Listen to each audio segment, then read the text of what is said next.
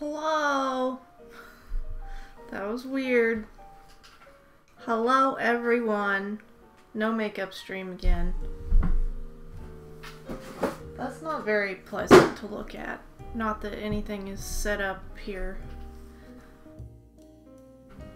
My hair is crazy because I haven't done anything to it since I took a shower, so... Oh, wow. I'm starting to look really blonde. Ugh. Gross.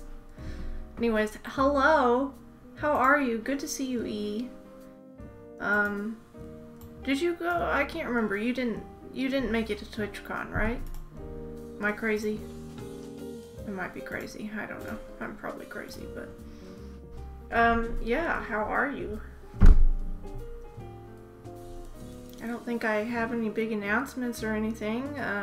Just... You weren't able to go. Yeah.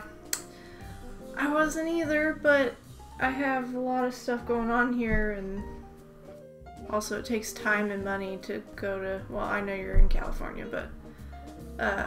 for me, it takes time and money to go to California, so... I don't really have a whole lot of either one of those right now, so... yeah. Buying a house is expensive. You're doing okay taking a sick day.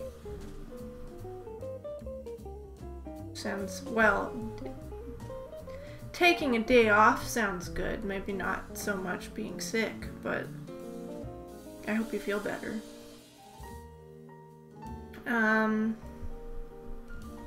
Working on some notation stuff for a piece of music I've been wanting to do. That's cool. What kind of music? That sounds like fun.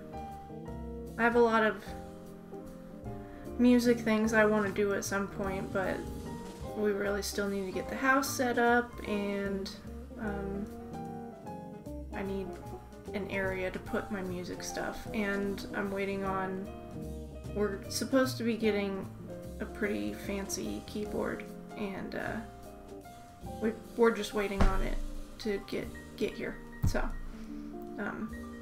yeah, we're inheriting it, so, but it's gonna be exciting, because then I can practice piano again, and actually, like, finish learning Clair de Lune, because I only learned half of Clair de Lune before I, like, stopped taking formal lessons, and then I just never learned the rest of it, so I will, eventually teach myself how to play the rest of it, which is very exciting.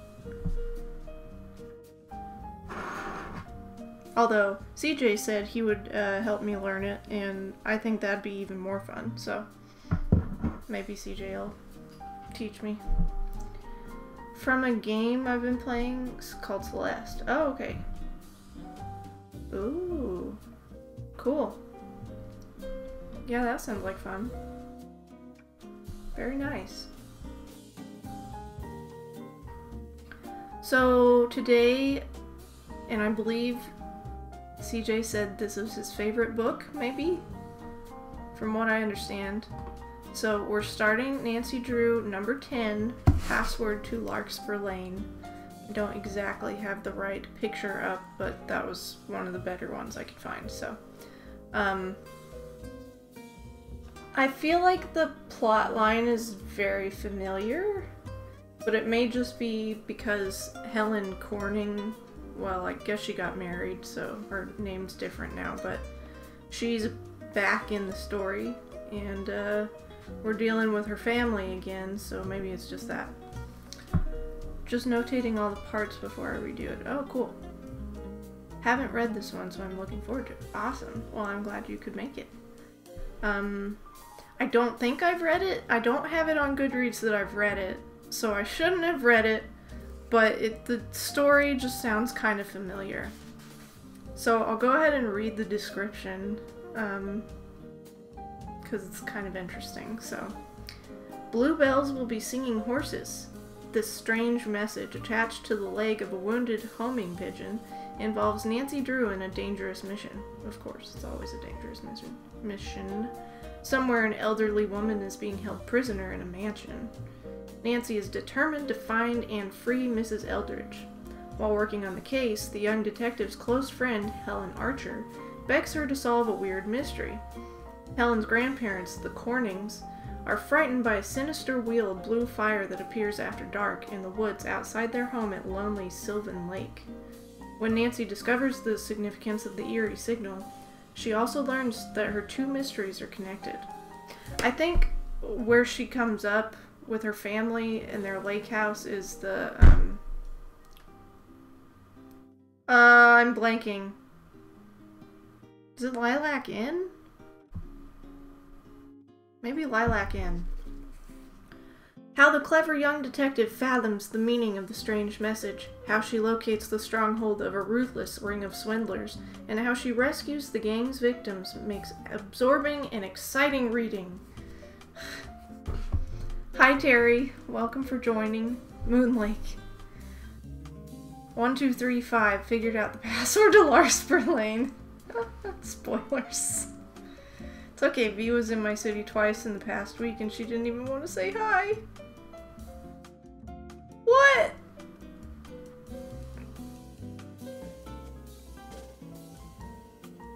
What does that have to do with anything? That's very sad though. Sounds like she's been busy. I might even start a conversation.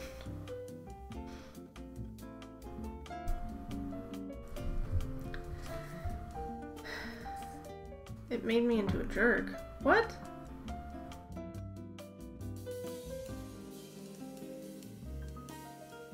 I didn't know she was in Chicago. Thought she went to like Maryland and obviously they just went to California. Are you serious? Like she was in Chicago? Because I didn't know that. I'm kind of behind on Discord. I haven't really caught up lately, so maybe I missed something. Oh, it was a layover. Okay. She flew through O'Hare. That's probably what it was. There's an illustration at the beginning. It says, "There's that spooky blue flame again," Mr. Corning gasped.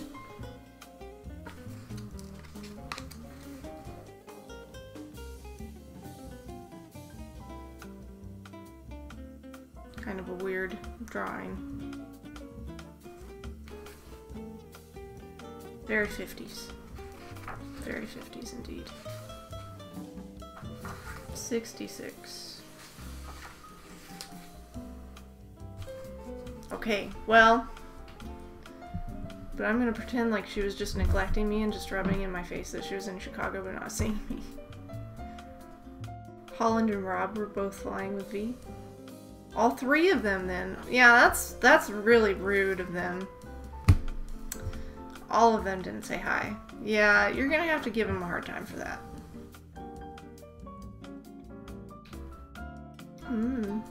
I got this orange. Well, it actually didn't say. It just said sweet and spicy tea. But it has orange and like cinnamon in it. That's pretty good. I don't even think it's that cold outside today, unfortunately.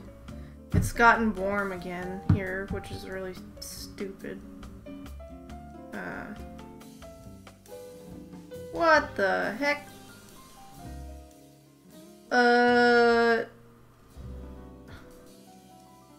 For some reason I was swiping down on my notifications and all of them disappeared. Literally all of them. Me and Keegan are upgrading our phones because they suck. It is 78 degrees. Well, okay. That was really dumb. I don't know why. I don't think there were that many important things, but it just goes to show I should not look at my phone during stream. There.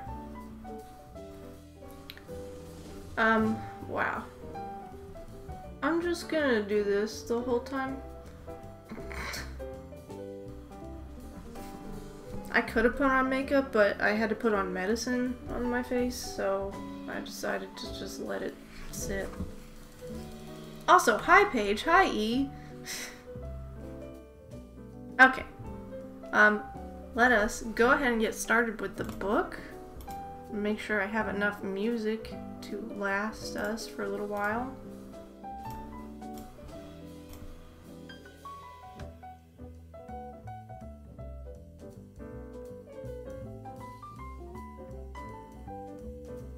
Huh? Hello, head of game.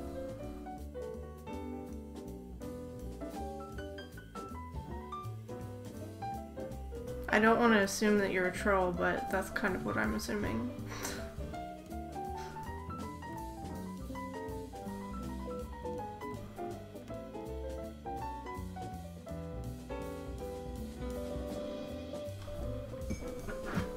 Just gonna wait here for a second. The only thing about this tea is that it was in a bag, but some of the herbs and stuff like seeped through, and I don't like having like bits in my mouth when I'm drinking tea, so really what they should have done is made it loose leaf. Then I would have used my thing. You know my thing? I don't remember the... Brain tumors are contagious, okay? Not really, but...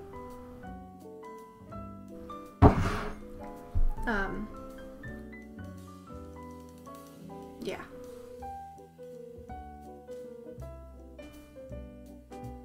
Okay, anyways, we're gonna go ahead and get started with the book.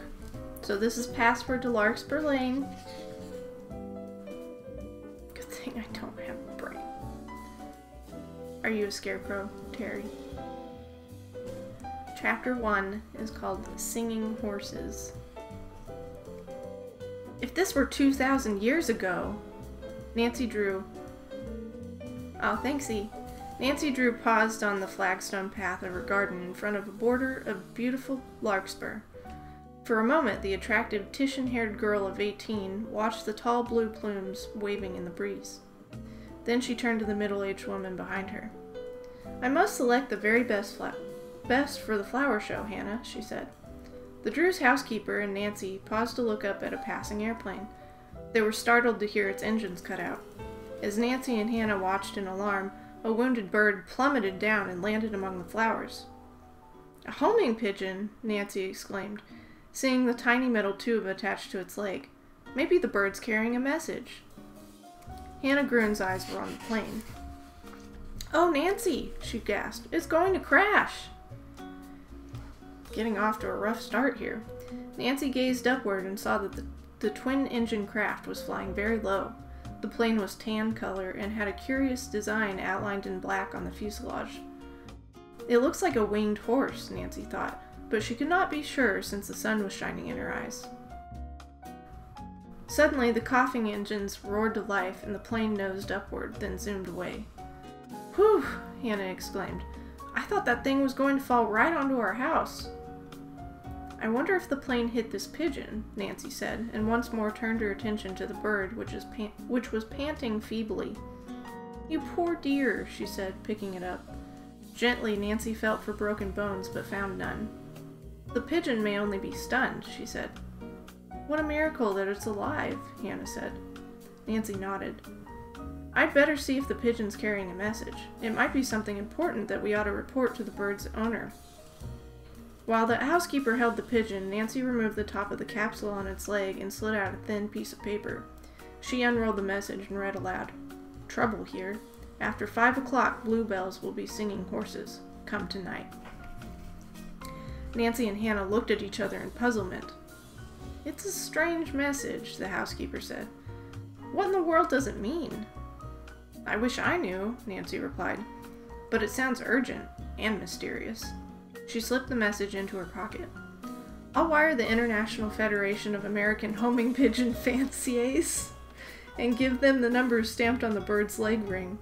All homing pigeons are registered by numbers so the owners can be traced." Okay, I have a challenge for you guys. Can you find out at what point homing pigeons stop being used in, like, daily life. She examined the ring containing the digits 2211212, then hurried off to phone the telegraph office. By the time she returned, Hannah had placed the bird in a cardboard box lined with cotton. Nancy brought an eyedropper and with it gave the pigeon water. Then she put some wild birdseed in the box. "Do get well," she said softly. "How are pigeons trained to carry messages?" Hannah asked as Nancy placed the box on a garage shelf. "They have a home loft. No matter where the birds are released, they always fly back there. Did you ever hear how fast they can fly? I read about some pigeons who raced from Mexico City to New York, averaging a mile a minute." Nancy glanced at her watch. "I'd better hurry, or I won't get to the flower show on time." She continued sniffing prized larkspurs and putting them in a basket. "Before all the excitement began," said Hannah, "you were saying if this were 2,000 years ago, but you didn't finish. What did you mean?" Nancy smiled. "I was thinking if I had lived 2,000 years ago, I might have been a Grecian maiden, and in that case, I might be praying right now in the Temple of Apollo at Delphi. Delphi? Delphi. I always imagine flowers around there. Maybe delphinium. That's another name for larkspur." "What would you be asking for?" said Hannah. "That my father's olive groves would bear extra well, that his vines would be loaded with grapes and his nets heavy with fish every morning." Hannah laughed heartily at the thought of her employer, Carson Drew, the well-known lawyer, picking olives or hauling in a fish-filled net. While talking, Nancy and Hannah had been cutting stalks with the finest flowers, and before long had a basket full. Nancy took it into the kitchen and carefully fashioned an exquisite arrangement in an Old English vase. She carried it to her convertible parked in the circular driveway. She thought, "My car was a good-looking one until that horrid man ran into it last week." Ruefully, she surveyed the dent. Man, every chapter, every book, Nancy's in a car accident. Can't talk today. Oh, here we have an illustration. It says, "It's a strange message, Nancy," the housekeeper said. And Hannah's holding the pigeon. I like the picture. It's cute.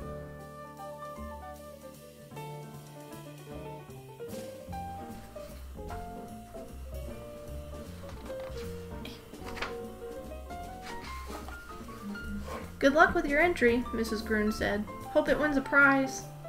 "Hannah, you're a darling," Nancy exclaimed and kissed her. The two had deep affection for each other.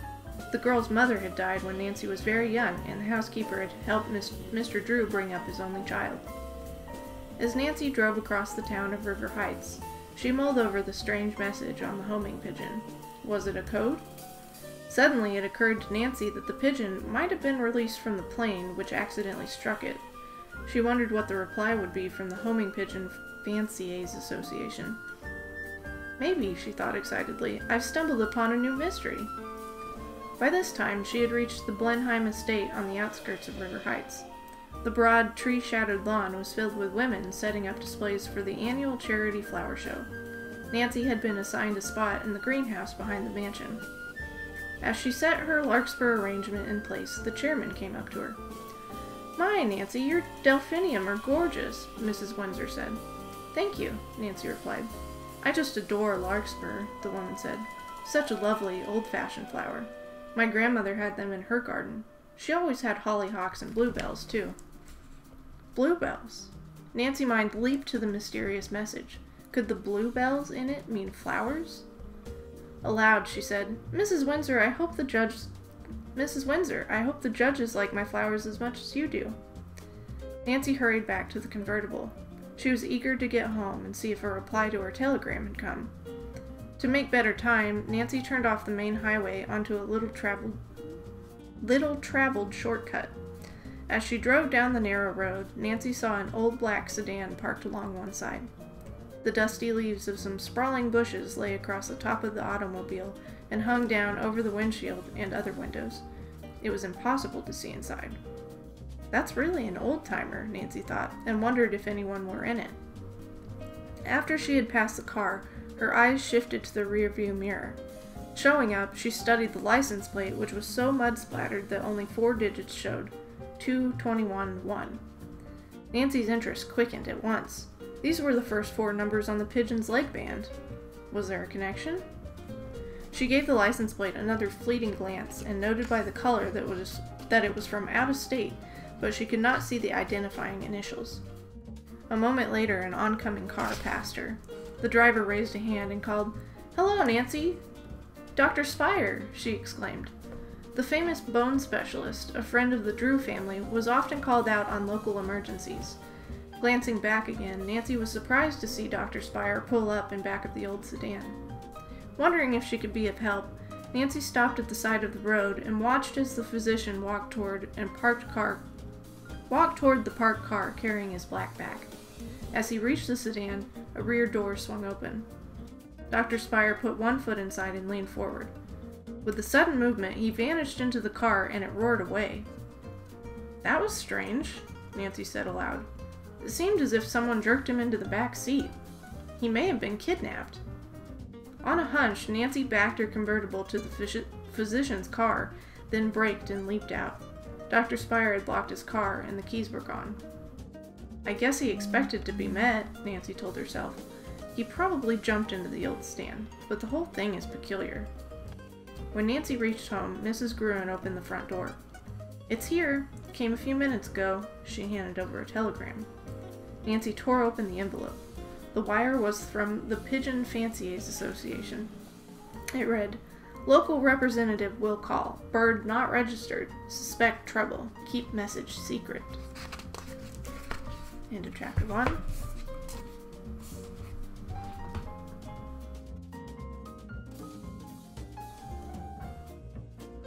I'm quite frightening, so I'm probably a scarecrow.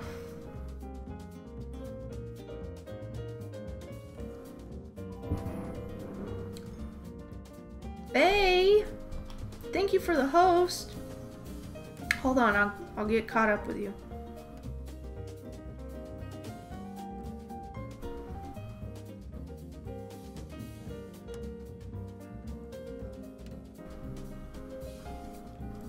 Did Nancy say she couldn't be sure if it was a winged horse in the air?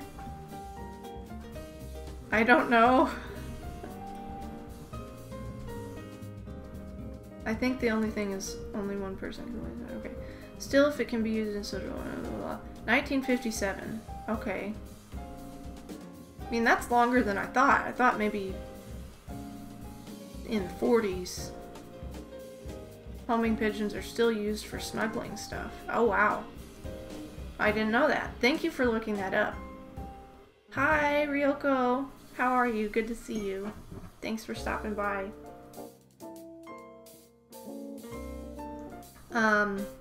Yeah, that's interesting. I mean, of course, like, pigeons are obviously still a thing, but I feel like they're too stupid and fat to be able to do anything these days. I don't know. But maybe that's just a metaphor for our entire society.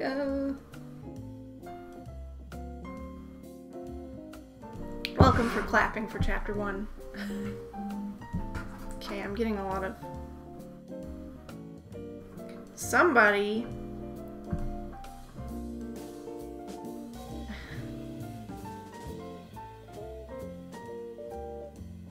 Somebody is shouting me out in a Discord. Hello, Doctor.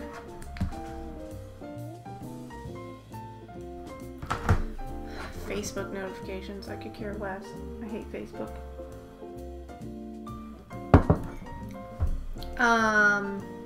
Have you been cooking anything interesting, Ryoko? How did your casserole turn out? Like there were tater tots. That's all I remember, because tater tots are amazing. How did it turn out? Because it looked great.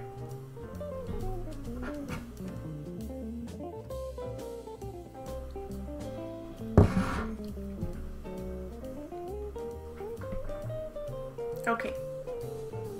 I have not. The casserole was amazing. That's awesome. You may have posted pictures or something. I'm just like really behind in Discord stuff.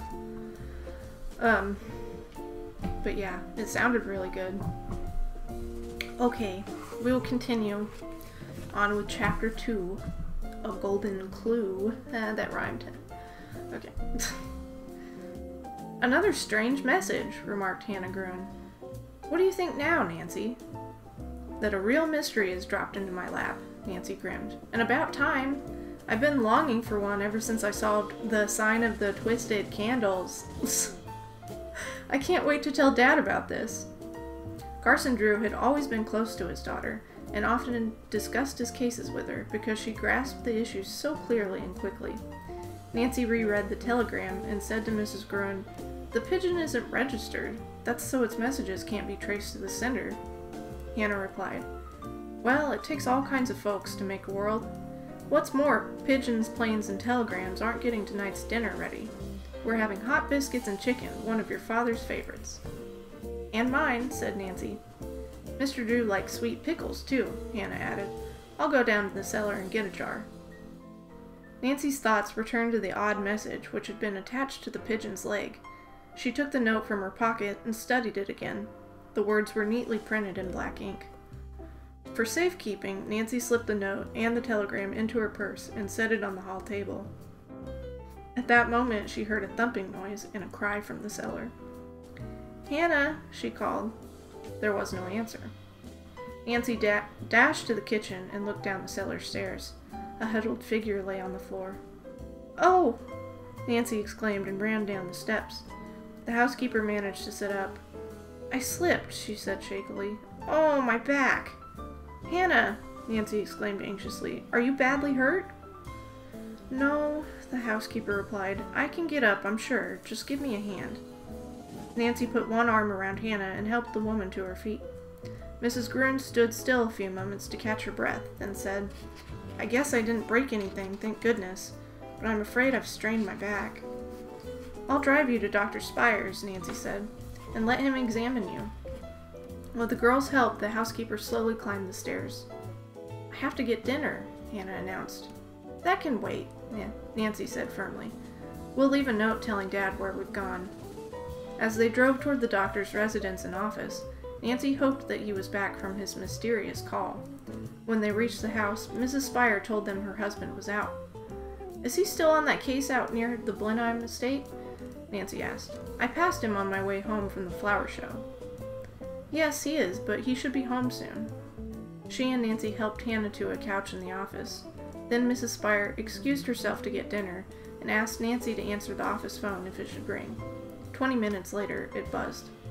Nancy lifted the receiver, but before she could say hello, a muffled voice asked if Dr. Spire had returned. When Nancy said no, the caller directed her to write down a message. As she wrote, a strange expression crossed her face. At the end of the message, the speaker abruptly hung up. "Can I believe my eyes?" Nancy wondered as she looked at the message she had jotted down. "If you say bluebells, you will get into trouble, for they are no longer used here." Bluebells again, Nancy told herself. Was Dr. Spire somehow involved in the mystery of the message attached to the pigeon's leg?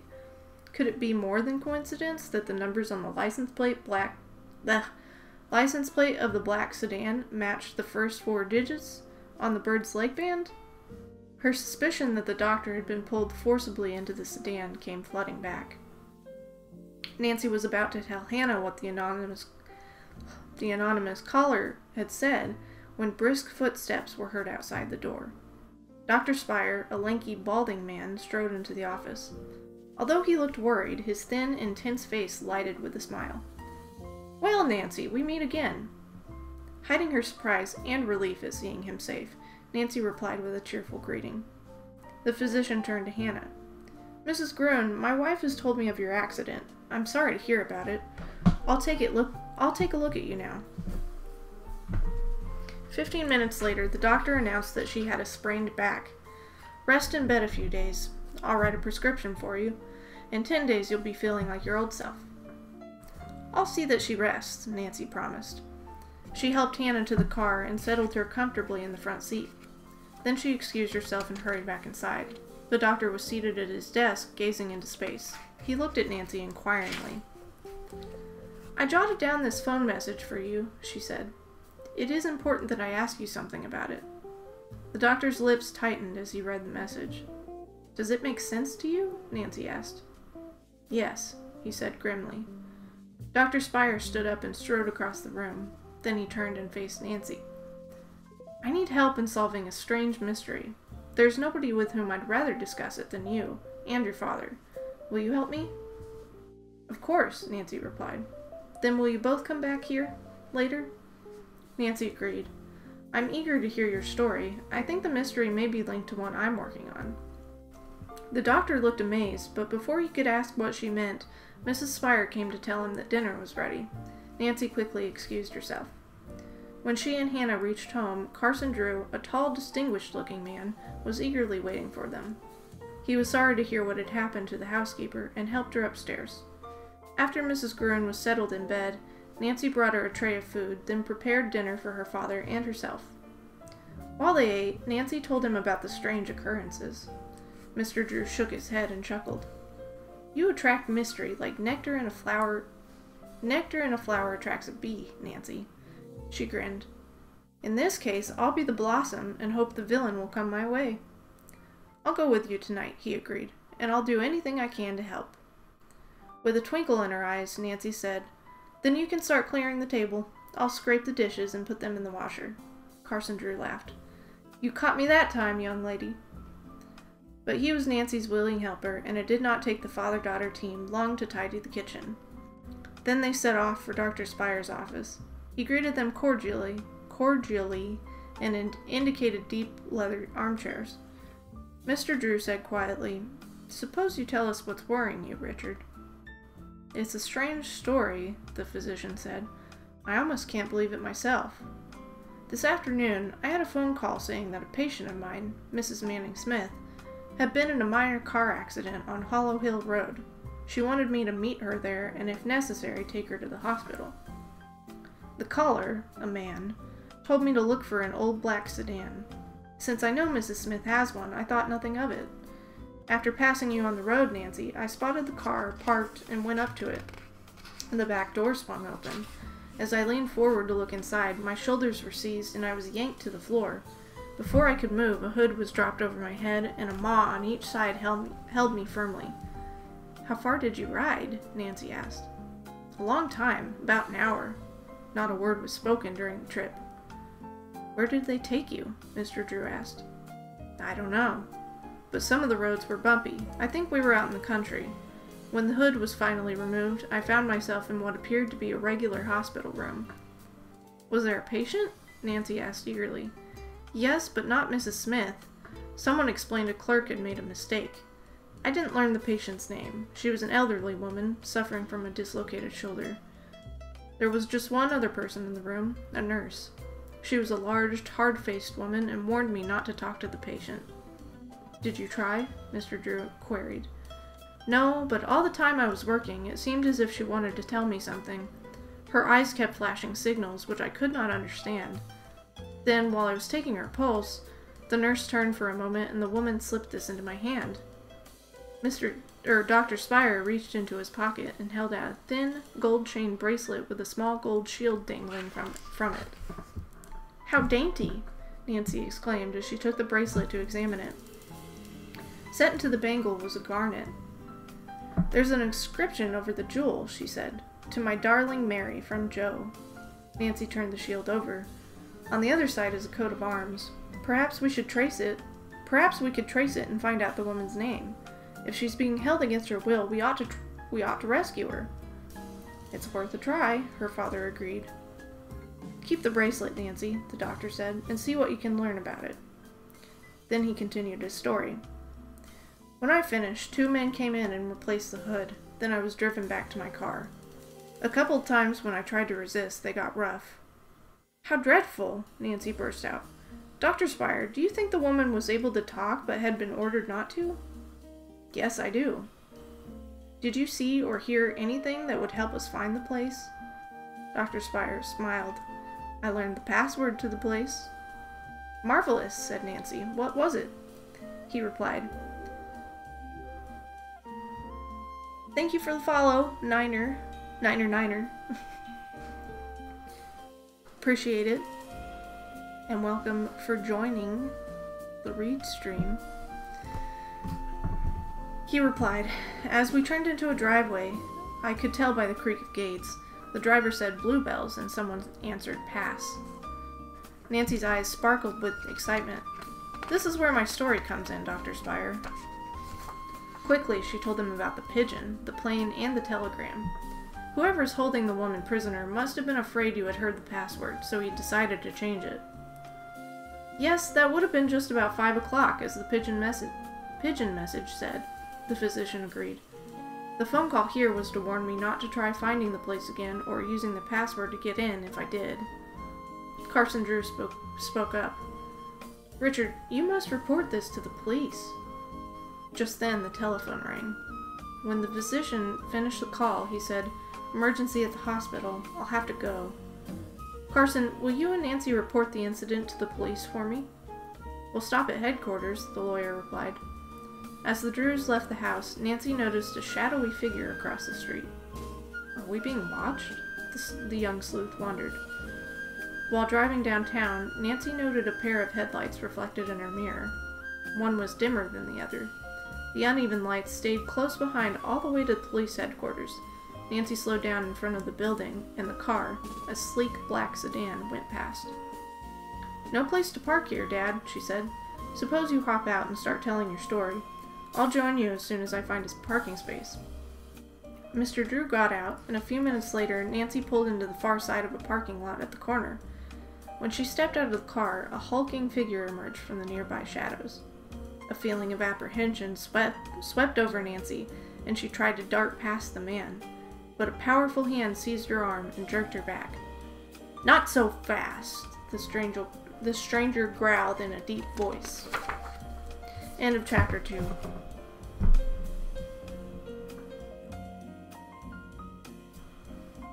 I'm glad the casserole was amazing that I just heard about. Accident-prone Nancy, except it was Hannah this time instead of Nancy. Flower metaphors, laughter. It was all an elaborate hazing. We could rescue her, or we could just have dinner. Dinner it is.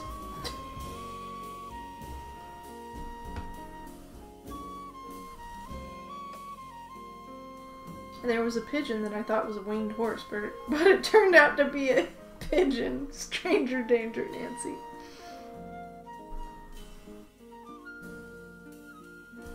That's right. Stranger danger.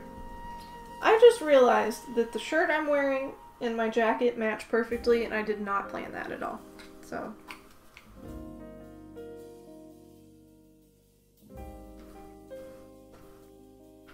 Did not plan that.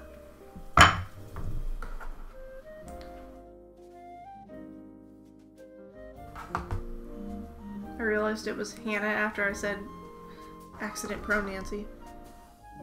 I think it's with an H, but Nancy just attracts car accidents. It's true, she does.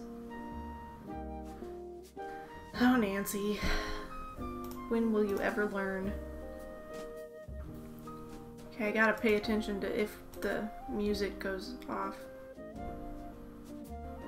Like nectar, pollen, in a flower to a bee. It's so awkward. Flower metaphors are just awkward. Okay, we shall continue. Chapter 3, A Chase. "Let me go or I'll scream," Nancy cried out. Instantly the man released her arm, but he swiftly stepped in front of her. "Wait a minute," he commanded. "You want to help your father, don't you?" "I don't know what you're talking about," Nancy said warily. She studied the husky, broad-shouldered man. He had heavy brows, deep-set eyes, and a cruel mouth. "You're Nancy Drew, aren't you?" Nancy hesitated, afraid he might be trying to find her father to harm him. "Are you sure you're talking to the right person?" she asked. "Okay," the man said bitterly. "Play it smart. It's been years since I saw Drew, and maybe I'm wrong, but I could be right, so you take a message." Nancy did not reply, and the stranger went on. "Tell Carson Drew to mind his own business, or he's in for a bad shock. If you're through, Nancy said coldly, I'll go now. The man stepped aside, and she hurried from the parking lot, her heart pounding. As she reached the sidewalk, Nancy came face to face with two friends. Why, Nancy Drew, exclaimed Jean Moss. I haven't seen you in weeks. Her escort, Bill Wright, added, Been solving any mysteries lately? Nancy's heart sank. Had the man in the parking lot heard them? She managed to talk pleasantly with the couple for a few minutes, but she was worried. As Jean and Bill moved off, Nancy heard a soft laugh from the shadows. A moment later, a deep voice said mockingly, Good night, Miss Drew. The speaker melted into the darkness. Biting her lip in vexation, Nancy ran to police headquarters. The officer on duty directed her to the detective bureau. Here, Mr. Drew was conferring with Lieutenant Mulligan, a red-faced, brawny man with thinning hair. He knew the Drews only by reputation. Once again, Nancy told her story. The detective jotted down the partial license number of the suspicious car. When Nancy handed him the bracelet, he said, Has an inscription, but it's old. Mary and Joe could have been dead for years. No last name or dates either. Afraid it won't be much use to us. If you don't mind, Nancy said, I'd like to see if I can trace the owner. Go ahead, the lieutenant said and gave it back. We'll check out the car's license number, but probably the kidnappers are using phony plates. As Nancy and her father walked to the parking lot, she told them about the stranger who had accosted her there and the warning message. Mr. Drew frowned. I don't know who he could be. Some crank, I suppose. Cars were closely parked on either side of Nancy's convertible, so she gave her full attention to pulling out of the tight space. Soon after she had driven into the street and turned toward home, headlights appeared in her mirror. The right one was dim. Dad, the same car that followed us before is behind us, Nancy said tensely. I'm afraid the driver's the man who wants to harm you. Let's try to shake him. Keeping within the speed limit, of course, Nancy drove into the residential section of the city, taking every cutoff and winding street she knew. Meanwhile, Mr. Drew watched the car behind, which continued to follow. It seems useless to try getting away, he said finally. I'd like to get a good look at the driver. All right, Nancy replied. She increased her speed, widening the distance between the two cars, until she approached an intersection where there was a bright overhead light. She swung around, her tires squealing on the asphalt, and stopped short, facing her pursuer. When he came abreast of them, Carson Drew gasped. Trail him!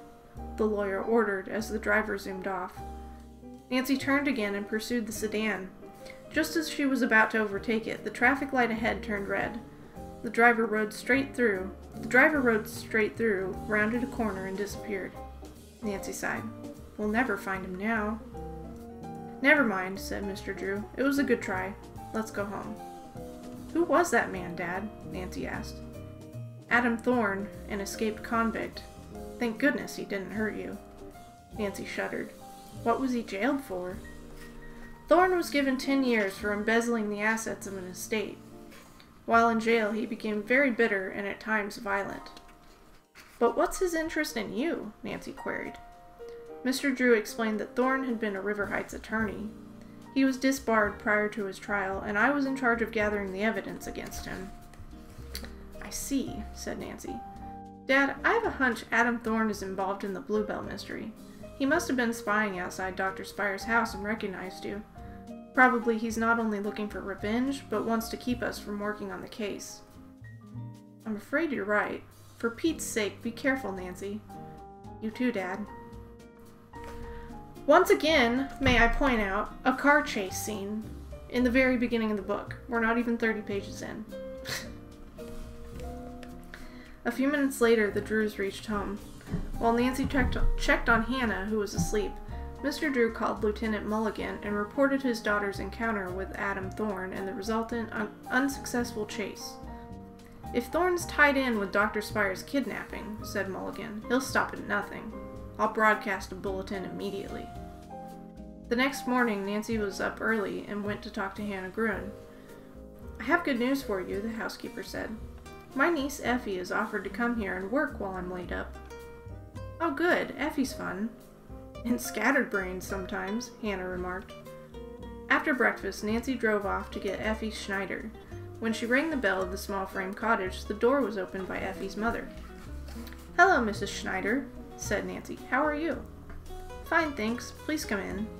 Effie isn't dressed yet. She's been reading a movie magazine instead of putting on her clothes. "Effie," she called.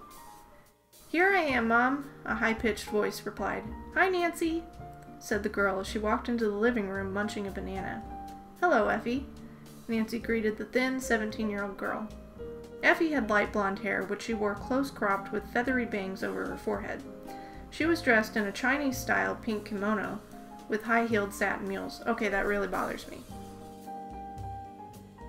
Kimono is not Chinese. Therefore, it cannot be Chinese style.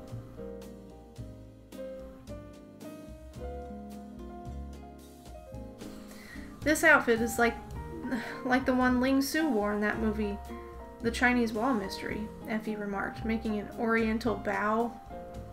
Ugh, that's cringy. Nancy grinned, but Mrs. Schneider said tartly, "Hurry up and put on street clothes, Effie." As her daughter went off, Mrs. Schneider turned to Nancy.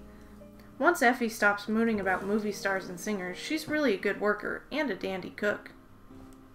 Yeah, because girls can't have dreams. They can just only aspire to being a household cook. Nancy had her doubts about this, but later was agreeably surprised when Effie prepared a delicious luncheon of chicken salad, hot rolls, and iced tea. She would not let Nancy help her. "Aunt Hannah told me you're working on a mystery," Effie said. "That's exciting.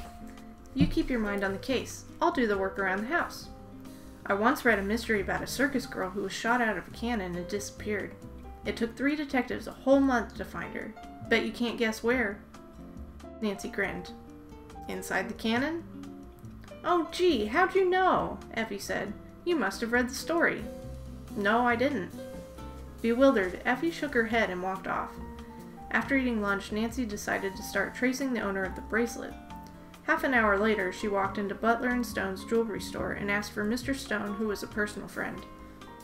"Well, Nancy, what can I do for you?" the jeweler asked cordially. "Are you interested in a diamond-studded detective badge today?" he teased. Nancy laughed. "Do you sell them?" she countered. "Oh, sure. To the police," the jeweler replied with a grin. Nancy took the bracelet from her purse. "Mr. Stone, could you trace this coat of arms?" The jeweler held the bracelet toward the window to get a better look at the heraldic design on the shield. As he did, Nancy noticed a large woman in a pink butterfly print dress looking through the plate glass window. "Just a moment," Nancy said quickly to Mr. Stone. "Is there some other place?" The jeweler understood at once. "Another mystery?" he asked. When Nancy nodded, he motioned to a private office at the back of the store. Once again, Mr. Stone examined the bracelet. "This was made in Victorian times," he announced. "I doubt if it was designed around here." An attractive coat of arms.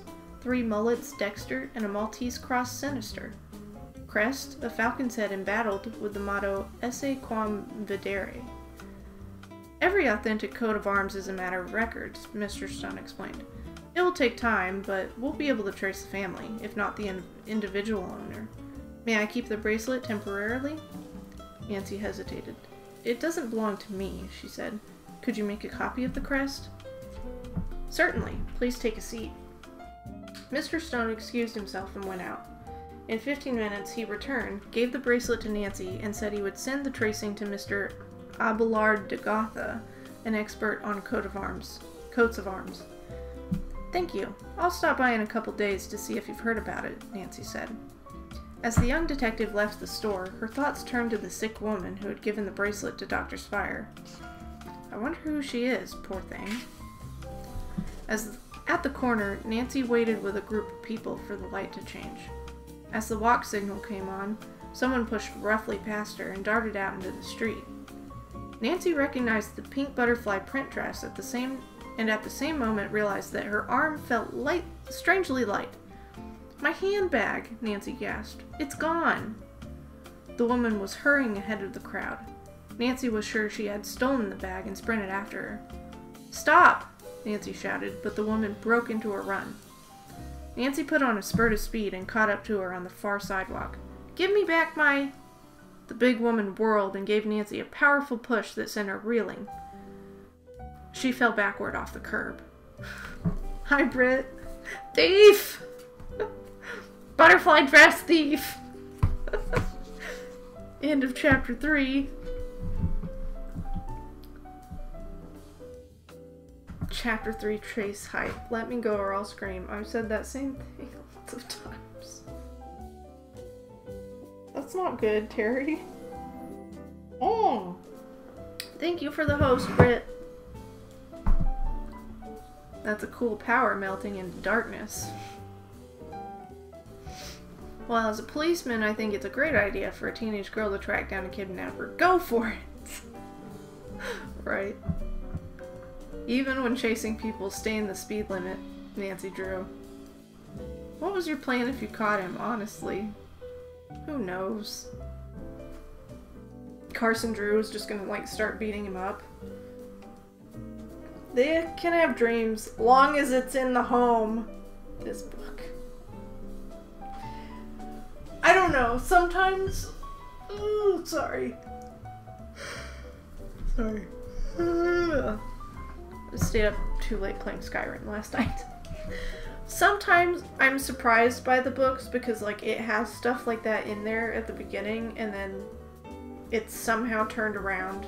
Like, it's subtle because it's not in your face because it's, you know, well, the 60s when the Yellowbacks were rewritten. And, I mean, published as Yellowbacks, but yeah, sometimes they turn around the story and the woman actually does something which is not necessarily socially acceptable at the time, so. How are you, Britt? It's good to see you. Thanks for stopping by. My dad's a cop and I can confirm that he has sent me after kidnappers before. I did see you on Skyrim recently on the Switch. Yes, I played last night because I'd been wanting to play it for a while. Stupid Flippy.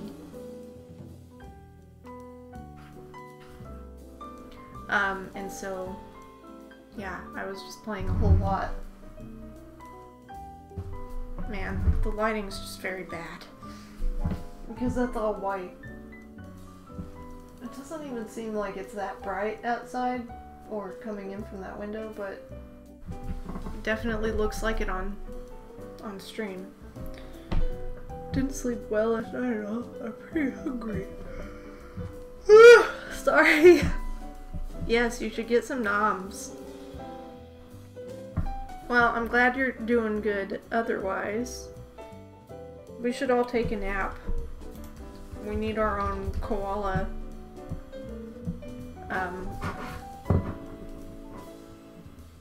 Command. I can talk. What kind of noms? I have a Reese's sitting here that I'm going to eat eventually. But I'm not tired. Now, Terry, it's time for your nap. Be a good little boy and take your nap.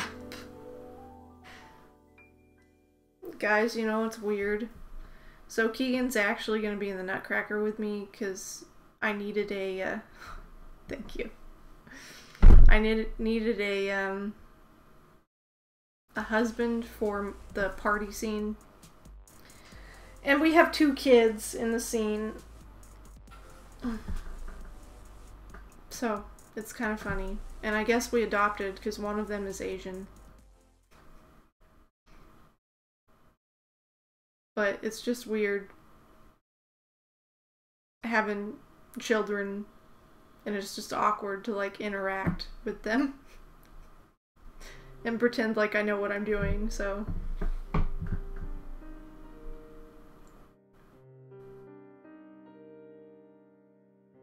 And now I have the music in my head. I'm like hearing the music in my head whenever I think of the party scene. Pouts. Hey, I'll give you a treat if you be a good boy and take your nap. You can wake up and have a treat. Is that how you deal with kids? I don't know. No box social until you finish your vegetables, Jommy. What?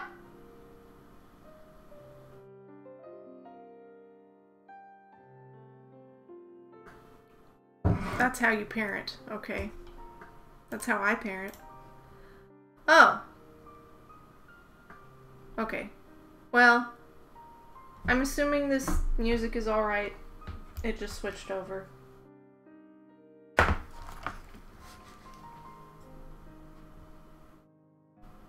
Maybe too sleepy. I think it's too sleepy. Here, classical music for reading. We'll do that.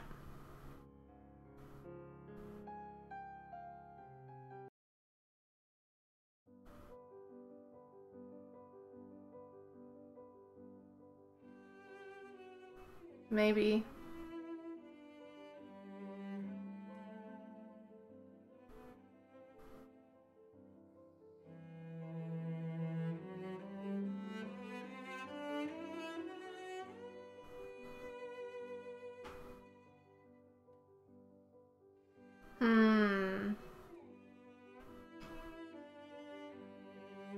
I'm just wondering if this will be problematic for YouTube.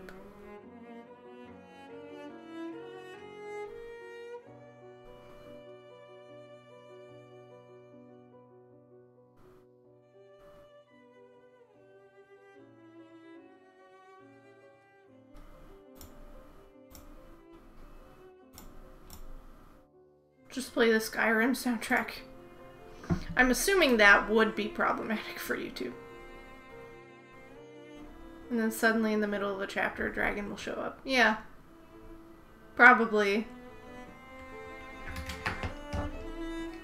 Just giving you advice for dealing with the kids in the show that you have. Amused how most people I know who do eventually talk to me like I'm a child, and they're my caretaker or mother are always younger than I am.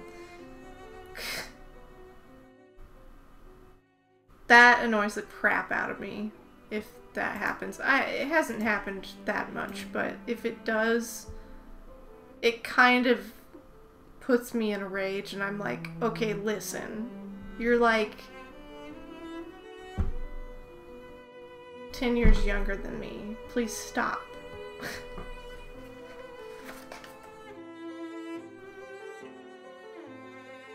We'll just say this is okay. And hope that the music is alright. It'll be a dragon chase scene, and naturally, the dragon and Nancy obey all traffic laws and speed limits.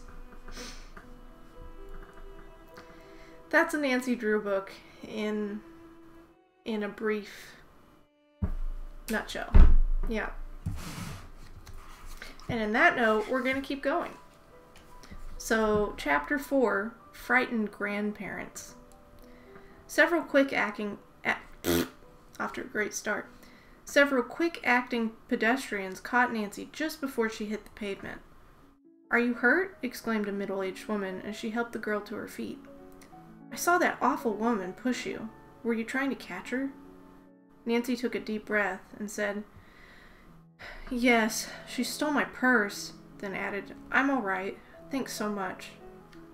Suddenly, Nancy spotted the thief hurrying into Brent's department store down the street. She dashed after her and hastened through the revolving doors.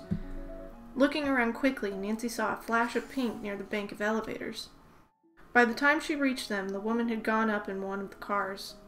Nancy darted to the nearby escalator and rushed up 2 steps at a time. On the second floor, she sped to the elevators but saw by the indicator light that the car she wanted had already left. The woman was not in sight. "What luck!" Nancy murmured, darting back to the escalator. A few moments later, she arrived breathless on the 3rd floor. As Nancy looked toward the elevator, the door was starting to close. No one was inside. The woman she was after must have stepped off here. "May I help you?" asked a sales girl. "We have some lovely—" No, Nancy panted. "I'm after a thief. A woman in a pink print dress. Did you see her get off the elevator?" The girl's eyes grew wide. "A thief?" she exclaimed. Why, yes, I did see her, but I don't know where she went. What did she take? My purse, said Nancy. I'll get my supervisor, said the salesgirl. Nancy glanced around the third floor, where many customers were examining racks of dresses. Where could the woman be hiding? Dressing rooms, Nancy decided. She saw that the fall clothes department had fewer customers than the others. I'll start there. She hastened across the floor and peered through an archway into a narrow aisle. There was a row of curtained cubicles along one wall. Quietly, Nancy peeked into the first room. Empty. In the next, a stout woman was struggling into a tight dress. This is creepy. She did not see Nancy. Quickly, the young detective moved along the row of dressing rooms. In the fifth room, she found the thief. The woman was leaning against the wall, panting. Nancy's open handbag lay on a shelf beside her, and in one hand the woman clutched the gold chain bracelet. I'll take that, Nancy said, stepping into the cubicle. The woman froze in amazement for a moment, then swiftly seized the handbag and hurled it at Nancy. As the girl ducked, the contents scattered, and the woman tried to dash past. Nancy seized her wrist and caught hold of the bracelet. Help! Thief! She shouted. Instantly, the woman let go of the gold chain, broke free, and raced into the corridor, with Nancy at her heels. The thief darted through the arch, but as Nancy reached it, two saleswomen arrived, blocking the way. What happened? One asked. That woman in pink! Nancy exclaimed. I must stop her! She darted around the sales ladies and ran towards the elevator. Too late. She saw the thief board a car just before the door closed. How to stop her? Suddenly, Nancy spotted a store telephone behind a nearby counter. She hurried to it and picked up the receiver. Operator, this is an emergency. Ring the phone nearest the entrance on Main Street, please. In a second, a voice said, Silverware. Listen carefully, Nancy said tersely. A large woman in a pink print dress will probably come rushing toward you any minute now, heading for the door. Stop her! She's a thief! Just a moment, said the clerk. There was a pause, then the speaker said, The woman you described passed my counter as we were talking. I ran after her, but she hopped into a taxi and it sped off. Shall I notify the store detective? No thanks, said Nancy. It's too late. Disappointed, she hung up as a voice behind her said, What's going on? Nancy turned around. It was Mr. Mahoney, the store manager. He was surrounded by sales ladies. One gave Nancy her handbag with all the contents restored. Oh, hello, Nancy, said Mr. Mahoney. What's this about a thief in the store? Nancy took him aside and explained briefly. I don't think the woman is an ordinary purse snatcher. She's probably mixed up in a case I'm working on. Well, I hope you can catch her, Mr. Mahoney said. He waved goodbye and walked off. Well, I hope you can catch her. See you later. What was the point of that? Nancy examined her handbag. The strap had been cut. I doubt if that woman knew I had the bracelet with me before she saw it through the jeweler's window. The young detective suspected that Adam Thorne had engaged the thief to trail her. I believe she recognized the bracelet, Nancy told herself, and she'll tell Thorne about it. I hope the old lady who owns it doesn't get into trouble for slipping it to Dr. Spire. Deep in thought as she walked down the street, Nancy did not see a petite, dark-haired young woman hurrying toward her. Nancy! What luck to run into you! Helen Corning! Oh, I'm sorry, Nancy said with a grin. I can't get used to your being Mrs. Archer. How's everything? Oh, just great, except for one thing. Nancy, I was going to call you this very afternoon. How about solving a mystery for me? Seeing her friend's look of interest, she chuckled. I thought that would catch you. Could you come to my apartment tomorrow evening at 6? I'll tell you all about it then. Besides, Jim would love to see you. I wouldn't miss it, Nancy replied, but I think it's only fair to tell you I'm already working on a mystery. Helen smiled. Then this is just one more. You're so clever, Nancy. I'm sure you can solve both at once. Nancy laughed. Give me a hint. Helen explained that her grandmother and grandfather Corning had recently moved to Sylvan Lake. They have a dreamy stone house on a hill. It's beautiful. But now Gram and Gramp are afraid to stay there because of something queer that keeps happening. What is it? Nancy asked. Helen glanced at her watch. I'd love to tell you, but I must run. See you tomorrow. We'll drive out to the lake and have dinner with Graham and Gramp. Thanks a million, Nancy. As Helen Archer hurried away, Nancy stood on the sidewalk musing. Another case. Then she turned toward home. When Nancy reached it, Effie opened the front door. I heard you drive in, she said in a loud whisper. The pigeon man's here. She gestured toward the living room. He's very good looking. Thank you, said Nancy, and went to greet the caller, hoping he had not heard Effie. A tall blond man in his 20s got up as she entered. He introduced himself as Donald Jordan, secretary of the local branch of the Pigeon Fanciers Association. He showed her his credentials. I'm so glad you came, said Nancy. Please sit down. I'll get the pigeon and the message. Nancy hurried to the garage and saw with relief that the bird seemed stronger. Oh, I hope Mr. Jordan won't take you away, she murmured to the bird. I want you to get well enough to fly to your home loft. Then I'll follow you. Nancy carried the pigeon to the living room. Mr. Jordan examined the bird gently, noting especially the number on its leg band. Then Nancy took the message from her purse and handed it to him. This is the second pigeon seen in this area with an unregistered number, he said. The other was found dead on the highway. I mentioned it to a detective friend of mine. He thought criminals might be using this means of communication, thinking it safer than telephone or telegraph or letter. Nancy nodded and told him she had reported the incident to the police. Good, that saves us the trouble. The young man arose. Well, thank you for notifying me, Miss Drew. Now I'll take the bird and...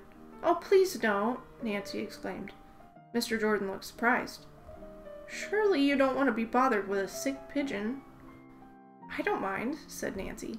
I'd like to try to nurse it back to health. The young man shook his head. I'm afraid there's not much chance, but if that's what you want, it's okay with me. He made copies of the leg band number and the strange message, then wished her luck and left. Nancy returned the pigeon to the garage. She immediately went to Hannah Gruen's room to tell her about the latest developments in the case. And about time, said the housekeeper. I never hear any news up here. How are you feeling? Nancy asked. Much better. If it wasn't for that fussy doctor, I'd be up and working like I should. Nancy laughed. You just take it easy while you have the chance. Late in the afternoon, Mr. Drew called to say that he could not be home until 9 o'clock. To keep Hannah company, Nancy and Effie ate supper on trays in her room and afterward watched a television play. At the end, Effie sniffed in disappointment. Not enough love, she commented. Now that handsome Mr. Kyle should have... She stopped speaking as the front doorbell rang. Dad must have forgotten his key, Nancy remarked. I'll go. She hurried downstairs and started to open the door. Instinct told the young sleuth to be cautious. She flicked the wall switch to turn on the porch light, then opened the door a crack. The porch was dark. Nancy thought the bulb must have burned out. Dad? Nancy called quickly. There was no answer, but from somewhere in the shadows came the sound of heavy breathing. End of chapter 4.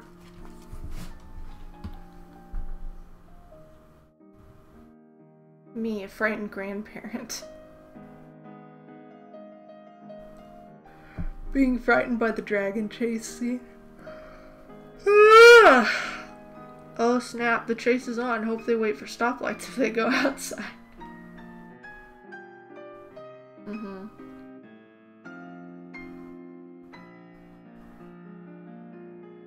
She's a workaholic. Welcome for clapping.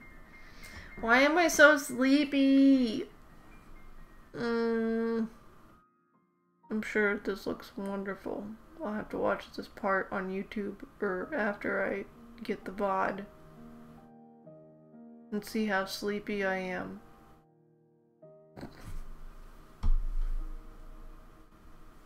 Let's take a nap.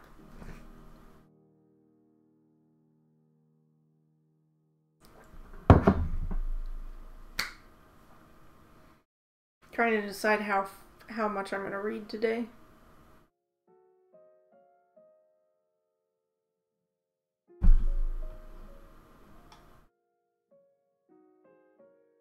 we have?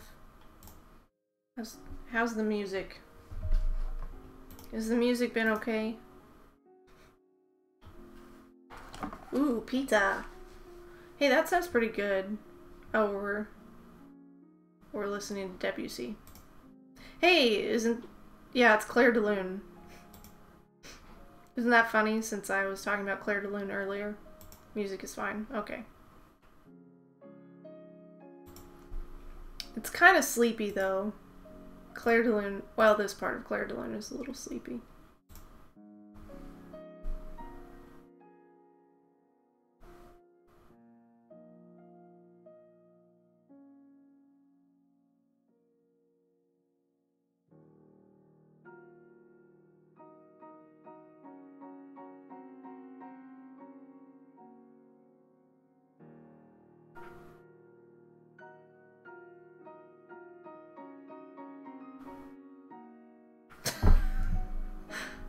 Hopefully CJ's not here to watch me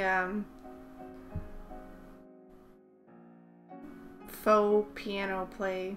I don't even know what you would call that. Anyways.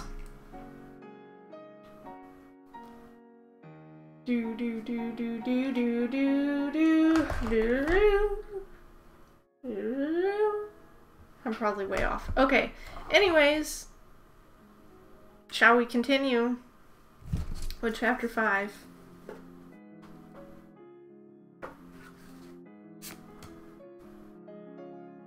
I think I like this one a lot so far. It feels a little bit more intriguing than usual, I guess. I don't know. It has a good pace. Chapter 5, Blue Fire. Who's there?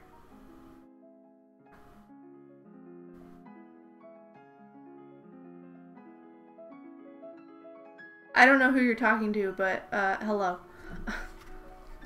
Hello, wingman. Let's listen to Sibelius Symphony No. 5. What is it on right now? Well, it says Mozart, Chopin, Debussy, Tchaikovsky. May have more. Yeah, it has more than that. I think. I like the illustration on it though, it's pretty cool.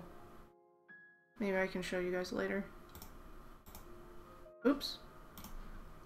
Opening the wrong thing.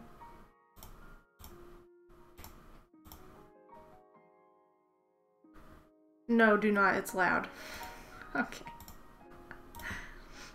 I will not. Okay, anyways. Who's there? Nancy called sharply into the darkness. She heard a stirring near the porch, but could see no one. Never mind who, came a rasping whisper from the shadows. We warned, how can I rasp? We warned your father to mind his own business. Now we're telling you. Forget the doctor's story or you'll be sorry. Just then, headlights swept up the driveway. Instantly, a dark figure dashed across the lawn and disappeared into the light. Nancy recognized her father's car. Moments later, Mr. Drew parked beside the house and hurried up the porch steps. Is something wrong? He asked. Why are you out here? A man rang the bell, Dad, but wouldn't let me see him. He gave us another warning. The lawyer's face was grim. Did you recognize his voice? He asked. It sounded something like Adam Thorne's, Nancy replied, but I can't be sure because he spoke in a whisper. The man was big, though, like Thorne. Nancy explained why the light was... Sorry, the house is creaking. Nancy explained why the light was not on and turned to examine it. The bulb's gone, she exclaimed. I suppose the man took it out so I couldn't see him. I'll put in a new one. I'd like to wring that fellow's neck, her father stormed. I'll put the car away, then report this to Lieutenant Mulligan. Dad, before you put the car in the garage, would you drive me to the flower show? I'm just a little bit curious as to who won the prizes. He grinned. Of course I'll take you. He patted her shoulder. While I phone Mulligan, go tell Hannah and Effie where we're going and not to answer the doorbell. 20 minutes later, father and daughter arrived at the greenhouse on the Blenheim estate. The display was beautiful, but the cut flowers were beginning to wilt. Nancy's pulse quickened as she approached her own entry. "Dad," she cried out, "look!"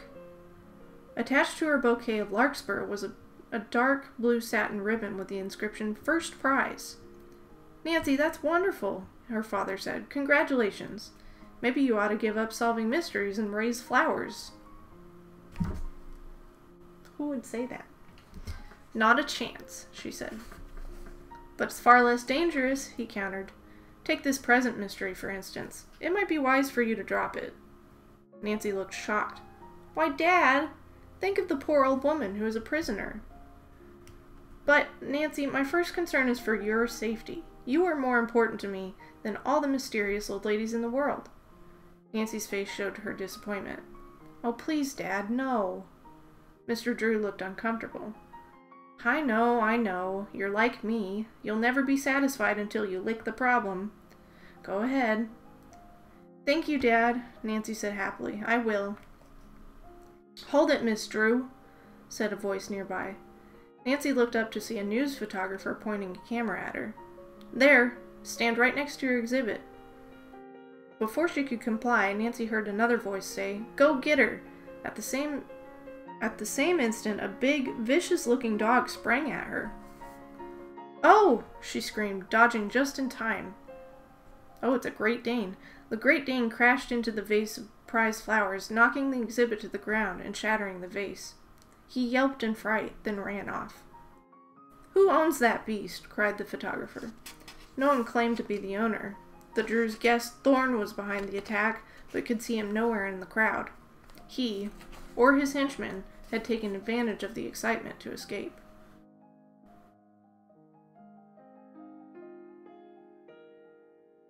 I'm just looking at the illustration. It's kind of goofy. Nancy reported the incident to Mrs. Windsor, who told her to take the blue ribbon home. When she and her father reached the house, Hannah and Effie were delighted to hear that Nancy had won first prize in the Delphinium class. "Here's hoping," said Mrs. Groon, "that you'll come out ahead in your mystery, too." "You're sweet," Nancy told the housekeeper, then kissed her goodnight without telling of the dog episode, but she was alarmed over it. Nancy went to her pretty yellow and white bedroom. There she changed into pajamas, robe, and slippers, then seated herself at her desk. She was determined to figure out the strange message which the pigeon had been carrying. She opened a gardening book and turned to bluebells, then delphinium and larkspur. She learned that bluebells were different from the others. Delphinium were perennial flowers, and usually blue, though some were white or lavender. Larkspur, the annual flower of the genus, occurred in pale and dark blue, mauve, and other shades. In common usage, however, the names delphinium and larkspur were often interchanged. Here is the illustration. It's a 2-pager for that little scene of the dog. Which, okay, one thing, if it's a Great Dane, it would be way bigger than that. Way bigger than that. And secondly, if it was a Great Dane, I don't think it'd be that into attacking, because Great Danes are like big old teddy bears. That's what they are. Anyways, well, that's interesting, Nancy thought, but it doesn't get me much further. She closed the book with a sigh and put it away. Maybe if I just forget the whole thing until morning, an answer will come to me. She stretched out on her comfortable bed and tuned in the clock radio to her favorite musical program, but her mind kept returning to the problem. I have larkspur on the brain. Larkspur, larkspur, she mused, clasping her hands behind her head. Funny name. I wonder how they came to be called that. Maybe because the blossoms have little points or spurs. But why the lark? Why not sparrow spur or ostrich spur? Spurs are for horses, and horses don't look like larks, and larks don't suggest anything that wear spurs. Larks sing, and... Oh! Nancy sat bolt upright. I have it! I'll bet that's it! She raced to her father's study and knocked. Mr. Drew called, "Come in." He looked up from the letter he was writing when Nancy exclaimed, Dad, I think I have a clue to the kidnapper's hideout. It's Larkspur. Singing Horses stands for Lark Spurs. Nancy, that could be it. Maybe the kidnappers got the idea of using that flower in their code because it grows at the headquarters of the gang. The lawyer nodded thoughtfully as Nancy went on. There may be bluebells there too, but I'm not sure. Bluebells in the pigeon's message might mean something else since it's 2 words. I'm going to drive through the countryside until I find a place, a house, a street, or something else that has larkspurs, bluebells, or both as its most conspicuous feature.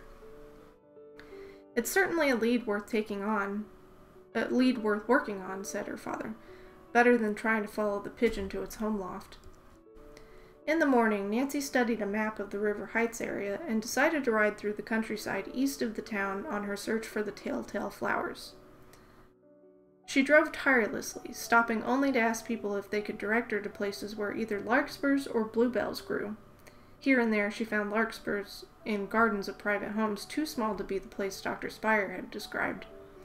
After lunch she drove on, but had no luck. At 4 o'clock she gave up, disappointed. My score is exactly 0, she thought. Well, tonight I hear about the Corning mystery. Back home again, Nancy went to Hannah Grune's room to see how the housekeeper was getting along. Feeling much better, Hannah reported, and told Nancy that her father would not be home for supper. Nancy showered, put on a pretty lime green dress with a matching sweater, and left the house. 20 minutes later, she was ringing the bell of Helen's apartment. The door was opened by Helen's handsome husband, Jim Archer. Hi, Nancy, he said, smiling. We're ready. Jim will drive his car out to the lake, Helen said as she came into the living room. Leave yours here. On the way, Helen asked about Nancy's 2 close girlfriends, Bess Marvin and her cousin George Fane. How are they?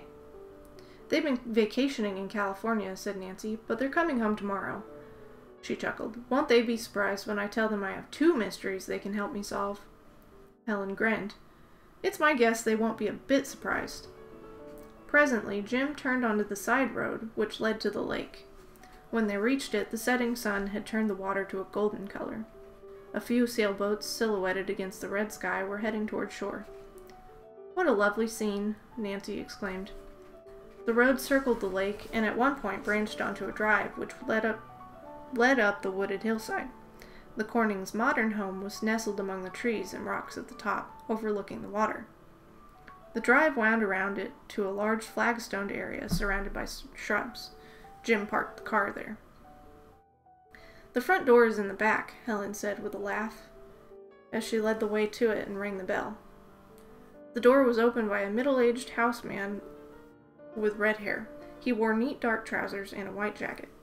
Hello, Morgan, Helen said cheerfully. How are you? All right, thank you, he answered, but did not smile.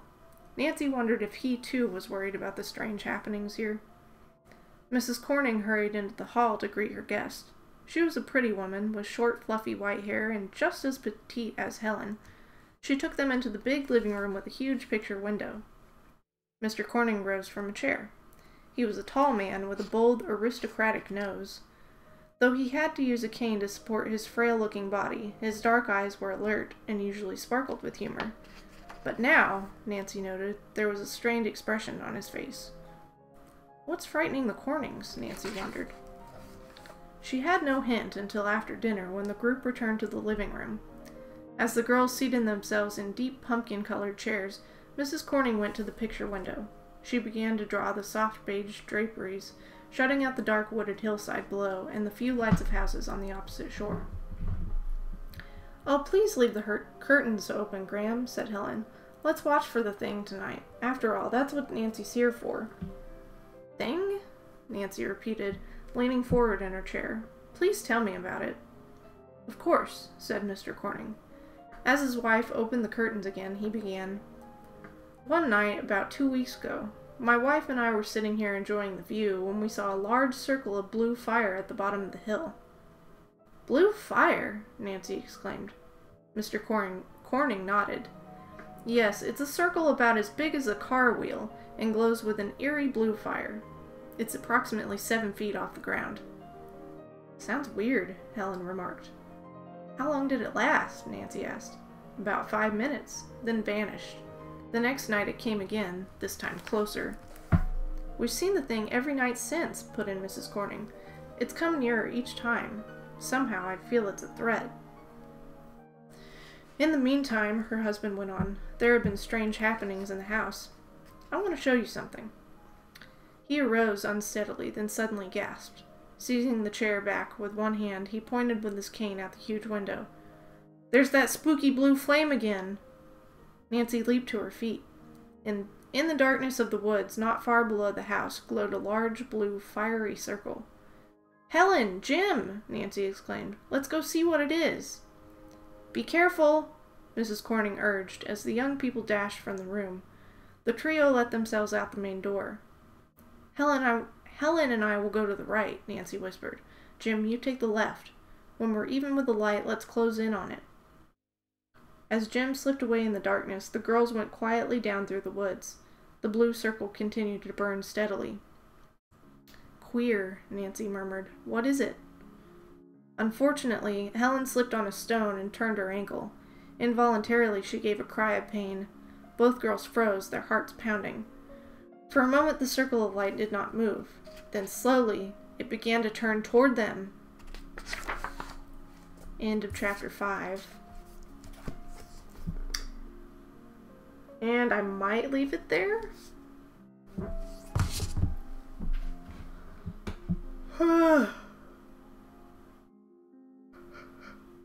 Much too intense for Miss Nancy Drew. Hi, Lexi. How are you? Welcome for lurking. Oh, you have a story to tell. Okay, please tell. Welcome for welcoming. Saw a Great Dane at Pride this past week in Savannah. He had on underwear and suspenders. A very dapper boy. That's very sweet. I like how in the books we see a lot more of River Heights than we see in the games. Yeah, that's true. It be like that sometimes. A fly can't bird, but a bird can fly. Yeah. These fools opening a portal to hell. Nancy, this is how people die. Yes, she does, just not forever. She just takes like 4-year breaks, but doesn't age. Welcome for clapping. Okay, what's your story, Britt? Please tell. I really need to know your story. Whew! Getting real spicy here at the end.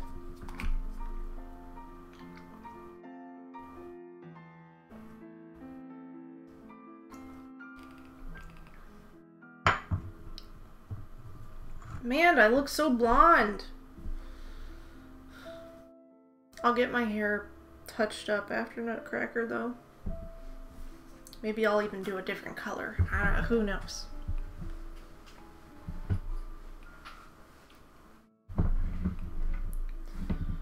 Shall I,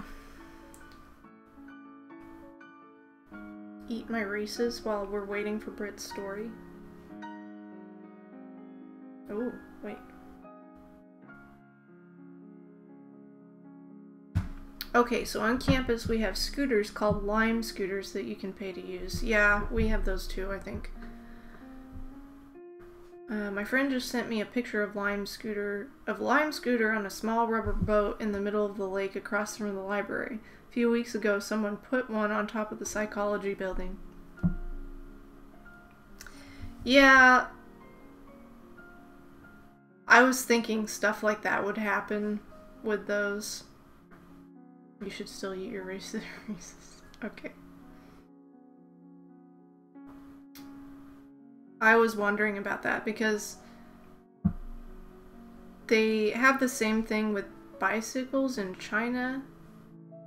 I put the boat picture in my Discord. Okay, I'll have to look. College is wild. That's true too.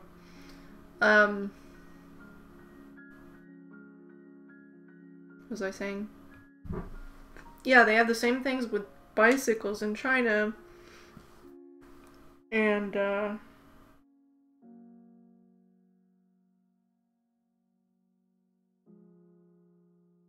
Oh my gosh.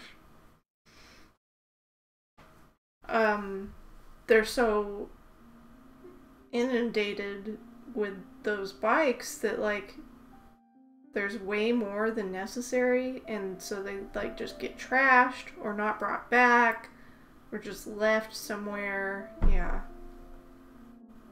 And, like, what's the solution for that? Because that's just, like, people being irresponsible. I mean, obviously, people are gonna do the same thing, like with the scooters here. Like you said, it's already happening, so.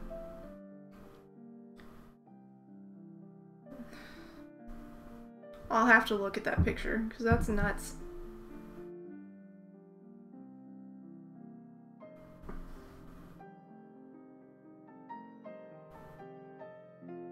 Yeah. I think I'm going to leave it there. Probably a good place to end. Do need to see. Yeah, 175. Okay. We're almost to 50 pages. I think that is a good place to stop. So,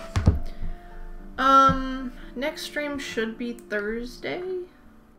Thursday at 2. Let me. Oh, and there is her Interactive is doing their Halloween streams. What are they playing? Are they playing Saw again? I think they're playing Saw.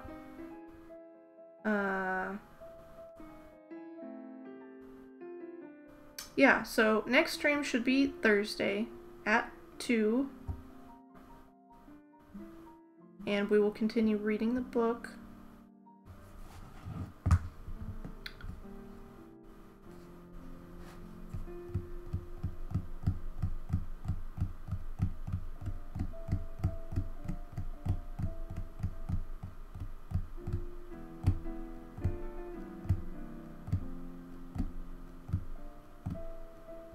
I'm just trying to decide, yeah,